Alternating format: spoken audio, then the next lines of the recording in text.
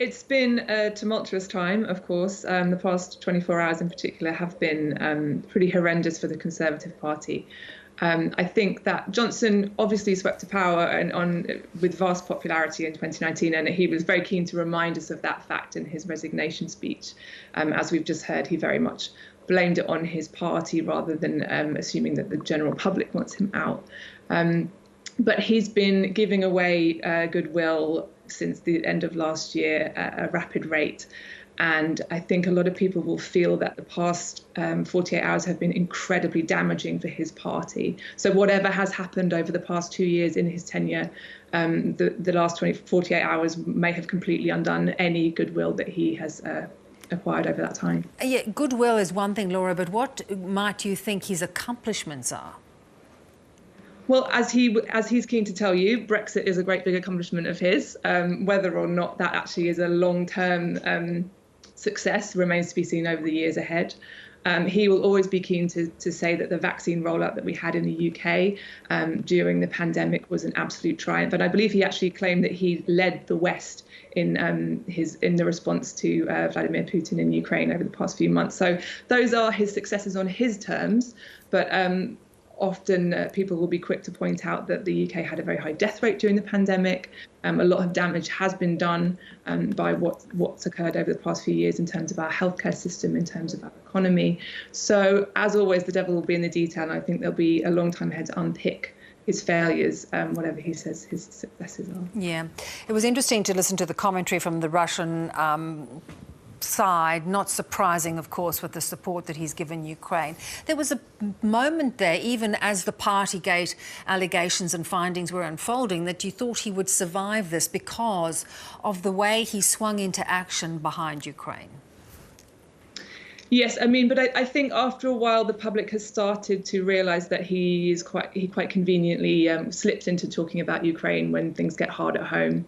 He was on a visit to Kyiv during a terrible by-election defeat a couple of weeks ago, and he lost so much goodwill among his party that in the end he couldn't keep just attempting to divert attention onto the more comfortable topics for him. He likes to see himself as an international player, but in the end he neglected such important things back at home that it all caught up with him. Yeah. Let's talk about his possible successor. He was picking away at Theresa May to become the Prime Minister, but there's been no one chipping away at Boris Johnson. There's a sort of what we would call a Melbourne Cup field lining up to potentially replace him. Who emerges as a potential candidate, and who can steady the Conservative Party going into another election?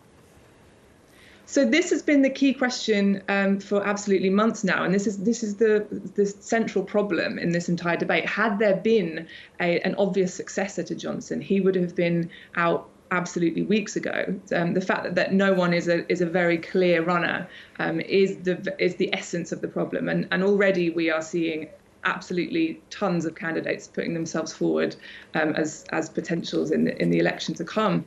So it currently is anyone's game. The Chancellor Rishi Sunak had looked like he'd ruled himself out by being fined during the Partygate scandal, but there's a sense now that perhaps by resigning 2 days ago and actually essentially triggering this whole crisis himself, he may have perhaps bought back a little bit of favour. He was previously an extremely popular person with the general public and has sort of slid off lately. There are concerns that his wealth, his personal wealth, are actually a hindrance in a time of great economic strife. So he's definitely one to watch. That Liz Truss, the Foreign Secretary, has been putting herself forward for years at this point. She actually does have quite a high public profile, which is rare amongst Johnson's ministers. She's also popular with the party, so she's certainly one to watch. There are other people who are very, very popular with the party but don't have so much of a public presence. So there's going to be a very, very interesting dynamic at play in this election to come. Laura, tell me, do you think there's any possibility that that you'll go to the polls as this plays out, or do you think that the Conservative Party will try and hold that option off as long as possible? It's a very interesting question at this point. Convention is often that a Prime Minister who comes to power in this method via an election in their party will seek to secure their own personal mandate by holding an election fairly quickly after entering office.